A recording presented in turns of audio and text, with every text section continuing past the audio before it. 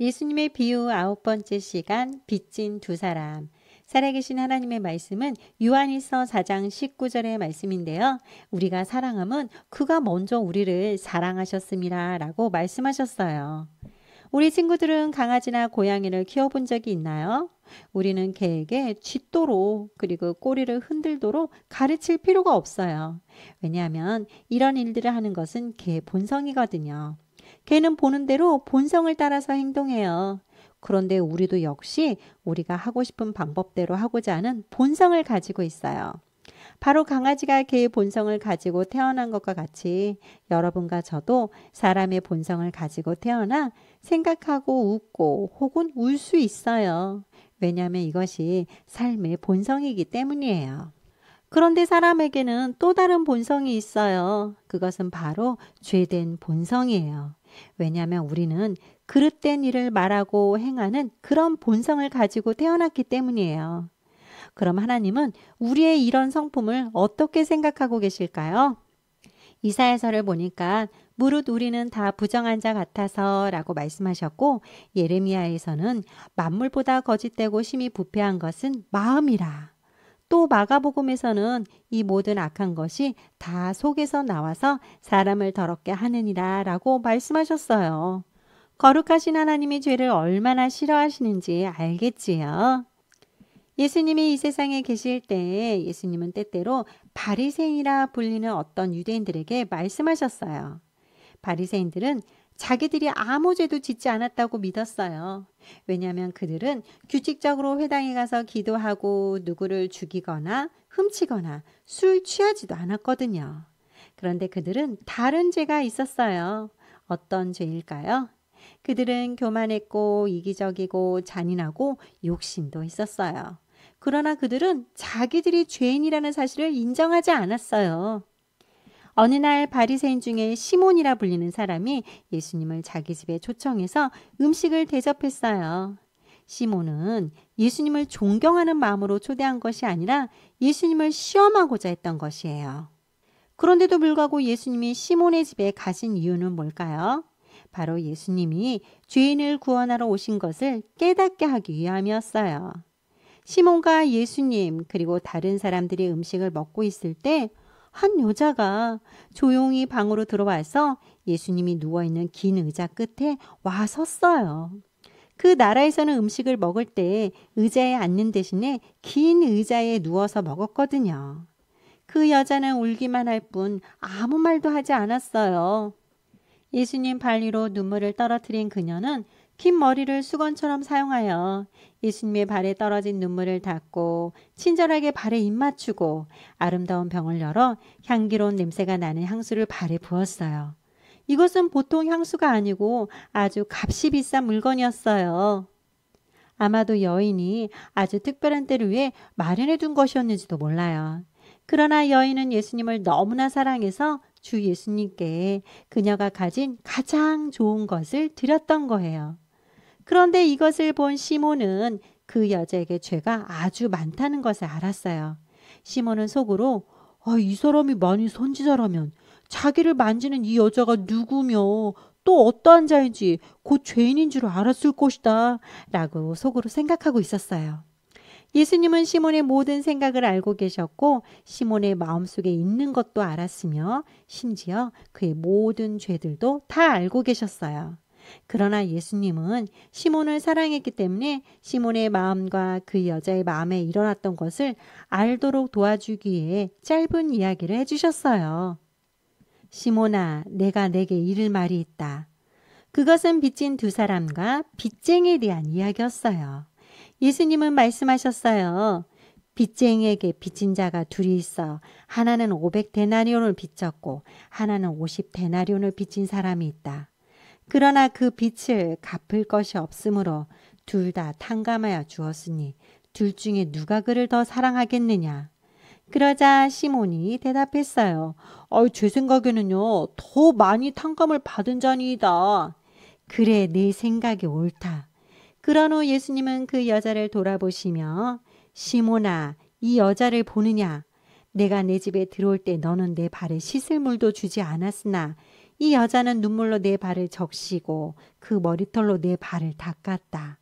너는 나를 환영하는 입맞춤도 하지 않았지만 이 여자는 내가 들어올 때부터 내 발에 입맞추기를 그치지 아니하였으며 너는 내 머리에 감난유도 붓지 아니하였지만 그는 값진 향유를 내게 부었느니라.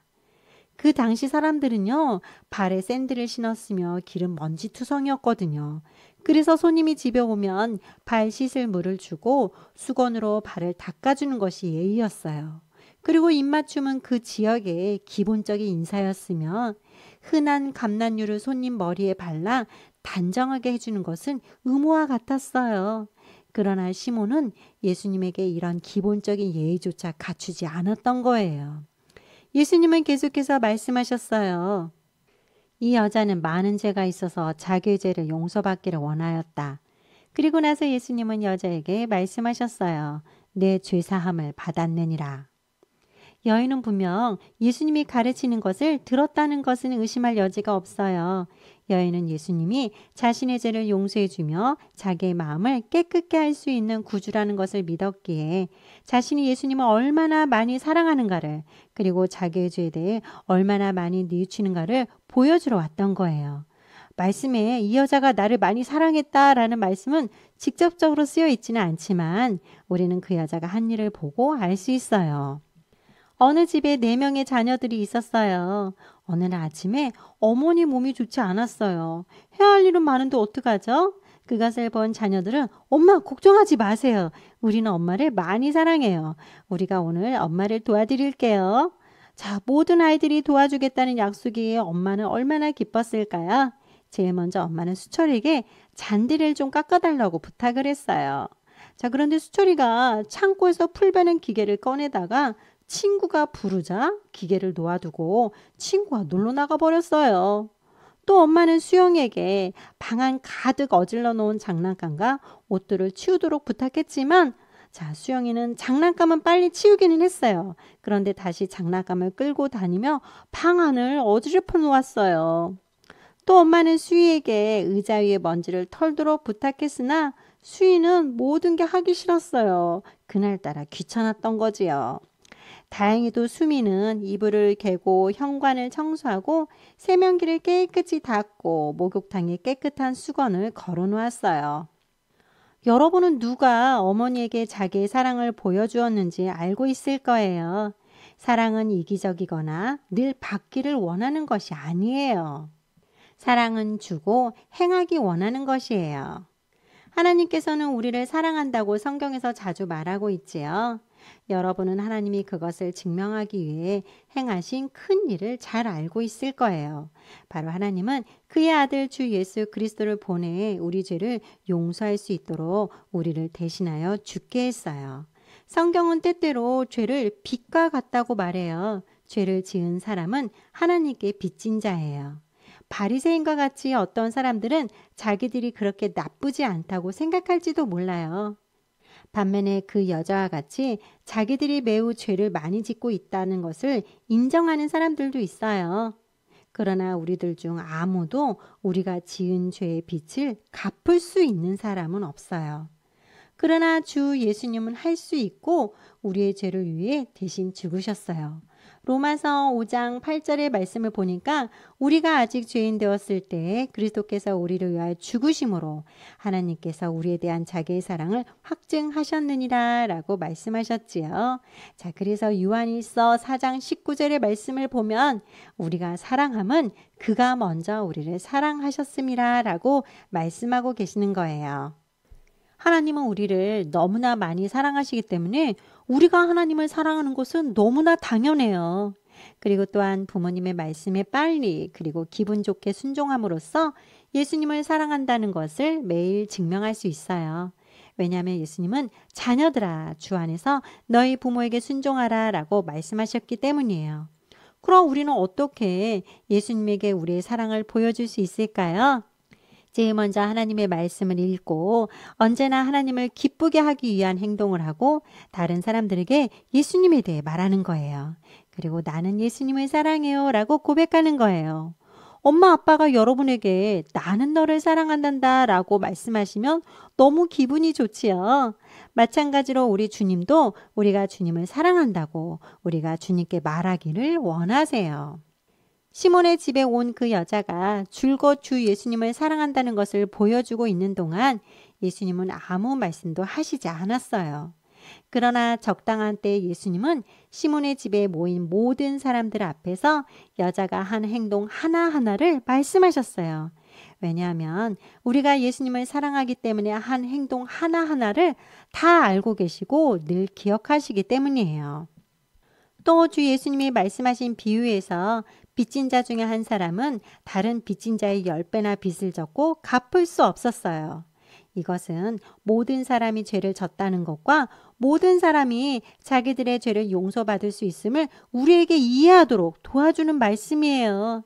그리고 하나님은 여러분이 이런 것을 믿고 여러분은 한 사람 한 사람의 구주로서 주 예수님을 영접해야만 된다고 말씀하고 계시는 거예요. 여러분 가운데 아직도 예수님을 영접한 적이 없는 어린이가 있다면 지금 즉시 예수님을 영접할 수 있어요. 사랑하는 주 예수님, 내가 죄를 지었다는 것과 예수님이 나의 죄를 위해 대신 벌을 받으셨다는 것을 믿어요. 지금 예수님을 나의 구주로 영접해요. 나를 위해 죽어주신 것 감사해요 라고 말할 수 있어요. 여러분이 하나님의 자녀가 되기를 원한다면 주 예수님께서 여러분의 죄를 위해 대신 벌 받으셨다는 것을 믿으세요. 오늘 말씀 기억하며 선생님과 함께 기도해요. 우리를 먼저 사랑해 주신 하나님, 우리의 죄를 용서하여 주시고 자녀 삼아 주셔서 정말로 감사합니다. 영원히 갚을 수 없는 이 은혜 날마다 기억하며 주님을 사랑할 수 있도록 인도하여 주세요. 예수님의 이름으로 기도합니다. 아멘.